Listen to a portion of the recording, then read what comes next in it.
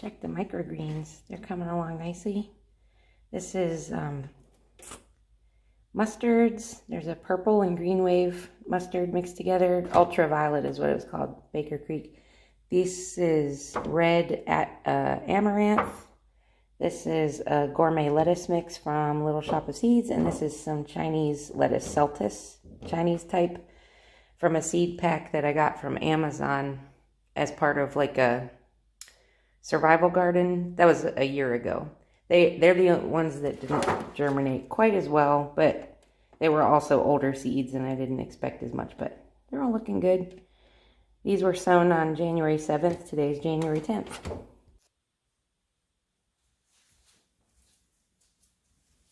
Hey everybody, welcome back to Leah's Leaves. Quick video today. I want to talk about prepping my jugs for winter sowing. I told you in the last video that I was trying a new method this year. I'm putting the link below to wintersown.org so that you can read more about it and its founder Trudy and learn, the particulars of the method. This is just an overview today of kind of where I am so far. First thing was to collect gallon jugs. I have some pop bottles too. 2-liter bottles work fine. Half-gallon jugs work fine. Even the clamshell type of containers, like that you would get with maybe salad greens, or this one had blueberries in it. And they vent, they have drainage holes built into them and vent holes in the top. The whole point of whatever container you select, I prefer the gallon jugs just because I can sow more in a single jug, is to create a miniature greenhouse so that you can put your soil and seeds to germinate out of doors in the middle of winter and let them follow the course of nature. They can be rained on, they can be snowed on, and as the weather warms up, the seeds will get their natural signal that it's time to germinate, and then they will sprout. The main thing you want as far as looking for jugs is that they are clear or translucent. So clear water jugs are great. Juice bottles are great. As long as you can see your hand through it, or like as I look down here, I can see my hand through the bottom, so that you're sure that light is getting in. That's the big part. I have collected some of these from family and friends in my neighborhood and church members who are saving these for me. Then what I did to prepare them, step number 1 was to begin drilling holes in the bottom. I used needle nose pliers and I heated them over a candle flame to warm them up so that they would penetrate the plastic more easily, and then I could just make a nice big hole. You could do the same thing with a Phillips head screwdriver. You could also use a traditional electric drill to achieve the same effect. And I put 5 holes in the bottom, 1 in each corner, 1 in the middle, and then 4 around the bottom edges, about 1 inch up from the bottom. And then what I did was I took an X-Acto knife and I cut all the way around except for the handle. The handle stayed intact, but the rest of the jug got cut, sliced around. So I just used one of these blade knives. A stout pair of kitchen scissors will work just fine as well. One suggestion if you're going to start with scissors is to first use whatever sharp object you were using for your holes and puncture holes on either side so that you have a starting point for your blades to go around the jug. Alternately, you can cut your jug below the handle and just leave a 1 to 1.5 inch section on the back end uncut to act as a hinge. The purpose of that is to be able to put your pre-moistened soil, your seed starting mix inside, sow your seeds, and then shut this and duct tape around it. Leave the lid off for ventilation. But you want to be able later to flip this back open if you see, for example, that it's time to transplant your seeds. You just peel the tape off and get back inside. You can get to your plants. If you see that some seeds have not germinated by the time the warm weather comes and spring has arrived, and you've got seeds that didn't germinate, you can still open your jug and sow a new batch of seeds for a late crop. It also helps with ventilation. You want to keep this duct taped so that it maintains as much moisture as possible and condensation and humidity, like a greenhouse.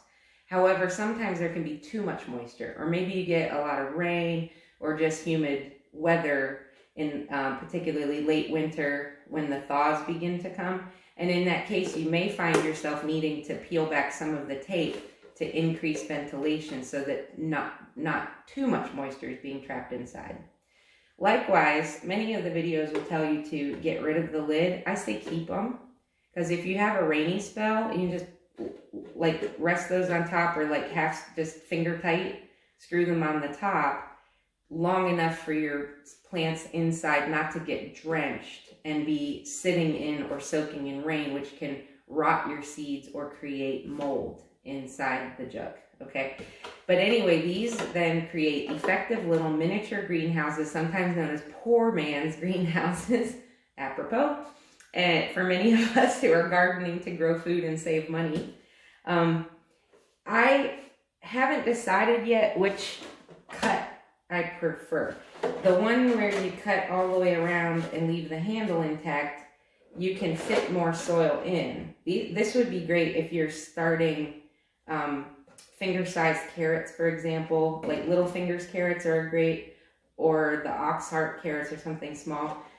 This is also great just for when you're using soil depth and your seed starting something that has not just a long taproot, but roots quickly, so that it doesn't get as root bound as quickly and you're not in a time crunch to transplant them out before your soil is warm enough to do that.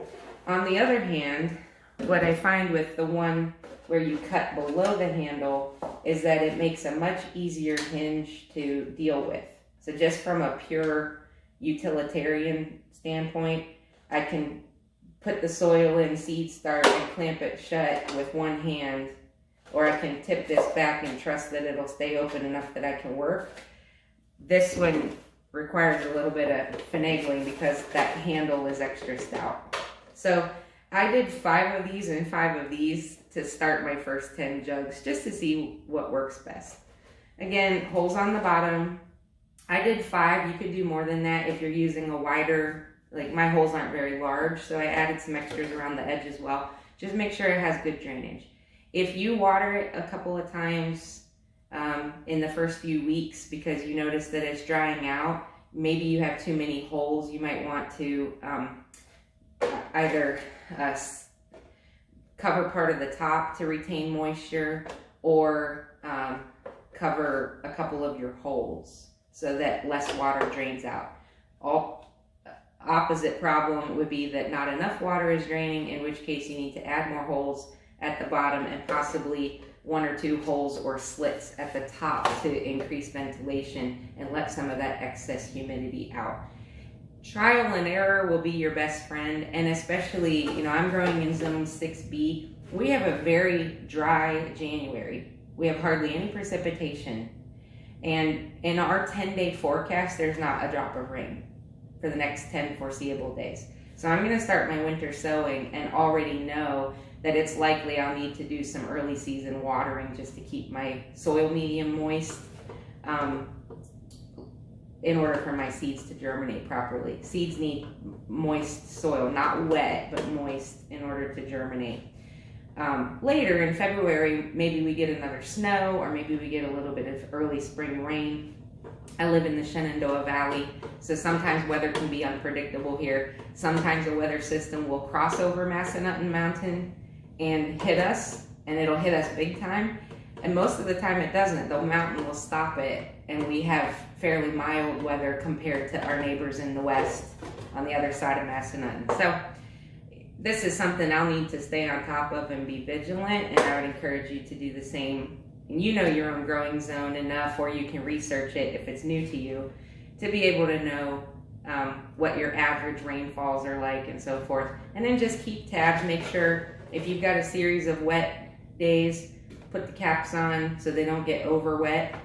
Check them once a week and make sure that if you see condensation droplets under the surface of this greenhouse, then it's doing its job. If you see that the surface of the soil is dry, you can drip a little bit of water down in here, but not heavy and not too much, because this greenhouse will trap moisture and keep it in there. And you don't want to risk dislodging your seeds or your very tender seedlings by putting heavy water on them. One tip you could do is, as you're watering, after this is filled with pre-moistened seed starting mix, you've sown your seeds, you've taped this ring, and you've left the cap off. If you need to water it at any point, you could simply gently tip it on its side like this and put a gentle stream of water down the edge and just let it soak in, and it'll just run right down the side, and it won't harm your plants at all, but it'll add some moisture to that seed starting mix. Anyway, I hope that's helpful. I hope you've been thinking about doing some winter sowing. In the next video, I will show you the actual process of planting out. But for now, collect your jugs, get them cut, get the holes drilled, collect the caps because you want to keep those for a rainy day. And we'll talk more next video about what you can sow when, January, February, March. I'm again in zone 6B. So if you're growing in a lower zone and have a shorter growing season, you'll be looking at cooler crops. If you have a higher zone and a longer growing season, you'll be able to get a head start before me on your warm weather crops like peppers, tomatoes, and eggplants, your melons and squashes and so forth. For me, in January, I'll be sowing a couple of perennial flowers, some lettuces and greens, and some of my brassicas. And then in February, I'll be able to start my peppers. And in indoors, I start those indoors because they can't handle the cold temperatures outside. And in March, I'll be able to start root crops, a second round of greens, some other vegetables outside, and using the same method with the jugs, while at the same time indoors I can start my tomatoes and eggplants. I look forward to seeing you in the next video. I'm learning a lot. I'm sharing it here. I hope you'll come and grow with me. Take care.